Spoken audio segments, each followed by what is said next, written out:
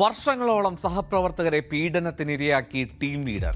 മഹാരാഷ്ട്രയിലെ മൾട്ടിനാഷണൽ കമ്പനിയിൽ നിന്ന് പുറത്തുവരുന്നത് ഞെട്ടിക്കുന്ന വിവരങ്ങൾ. ടീം ലീഡർ ഉൾപ്പെടെ 6 പേർ അറസ്റ്റിൽ.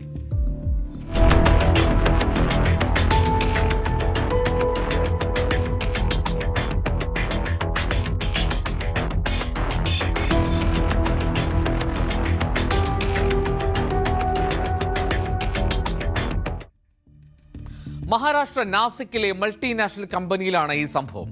4 വർഷമായി ലൈംഗികാതിക്രമം നേരിടുകയാണെന്നാണ് അവിടുത്തെ വനിതകളായിട്ടുള്ള ടെക്കികളുടെ പരാതി. അവരുടെ ടീം ലീഡർ ഉൾപ്പെടെ 6 പേരാണ് ഈ സംഭവത്തിന് പിന്നിൽ. പ്രതികൾക്കെതിരെ 9 കേസുകൾ രജിസ്റ്റർ ചെയ്തിരിക്കുന്നു. ഈ പ്രതികളിൽ ഒരാൾ വിവാഹ വാഗ്ദാനം നൽകി ഈ പരാതിക്കാരിൽ ഒരാളെ നിരന്തരമായി ലൈംഗിക പീഡനത്തിന് ഇരയാക്കിയെന്ന് പോലീസ് പറയുന്നു. മറ്റൊരു പ്രതി വേറൊരു പരാതിക്കാരിയോട് മോശമായി പെരുമാറുകയും അവരെ സ്പർശിക്കുകയും അധിക്ഷേപിക്കുകയും ചെയ്തുവെന്നാണ് പോലീസിന്റെ കണ്ടെത്തൽ. എന്നാലും കമ്പനിയിലെ മേധാവിയോട് നിരന്തരം ഇവർ നിരന്തരം പരാതിപ്പെട്ടിട്ടും ഒരു തരത്തിലുള്ള നടപടിയും അവർ സ്വീകരിച്ചില്ല. അങ്ങനെയാണ് ഏറ്റവും ഒടുവിൽ ഏതാണ്ട് 4 വർഷത്തെ പീഡന വിവരം പുറത്തറിയുന്നതും പോലീസിൽ പരാതി എത്തുന്നത്. नासिक सिटी में एक मल्टीनेशनल कंपनी में काम करने वाली महिलाओं के साथ छेड़छाड़, मेंटल टॉर्चर, सेक्सुअल टॉर्चर और धार्मिक भावनाओं को ठेस पहुंचाने की 9 मामले दर्ज किए गए. इसमें से 6 आरोपियों को अरेस्ट किया गया है. अपराधों का दायरा और गंभीरता देखते हुए माननीय पुलिस कमिश्नर सर इनके आदेश से SIT स्थापन की गई है. अभी SIT उसका इन्वेस्टिगेशन कर रही है. പുരുഷന്മാരായിട്ടുള്ള സഹപ്രവർത്തകരെ മതപരമായും ഈ ടീം ലീഡർ അധിക്ഷേപിച്ചെന്ന് പരാതിയുണ്ട്. രാഷ്ട്രീയ നേതൃത്വങ്ങളും ഈ വിഷയം വലിയ തോതിൽ ചർച്ചയാക്കുകയാണ്.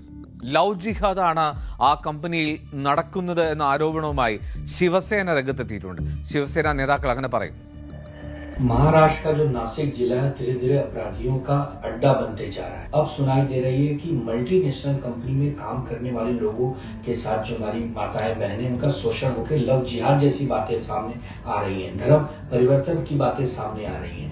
7 लोग गिरफ्तार, 6 लोग गिरफ्तार भी हो गए हैं. मतलब ये चल क्या रहा है? महाराष्ट्र में नासिक जिले में अपराधी धड़ल्ले से घूम रहे हैं. कानून व्यवस्था ध्वस्त हो गई है. मुख्यमंत्री जी आप कर क्या रहे हैं? आप तो दूसरे राज्यों में जाके प्रचार में व्यस्त. अपराधी धड़ल्ले से घूम रहे हैं और नासिक जिले को तो ऐसे बदनाम किया जा रहा है जैसे हमने कोई दुश्मनी की हुई है. क्या बिगाड़ा है नासिक के लोगों ने आपका? पुलिस प्रशासन को अपराधियों के नकेल कसनी चाहिए और सभी आरोपियों को कड़ी से कड़ी सजा देनी चाहिए.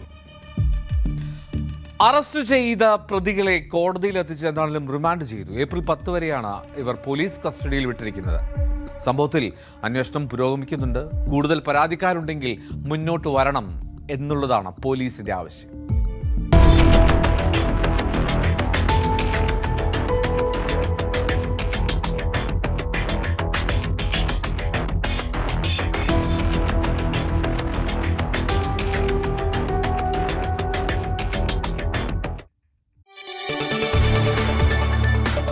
കൂടുതൽ വാർത്തകൾക്ക് news 18 Keralam YouTube channel subscribe ചെയ്യുക.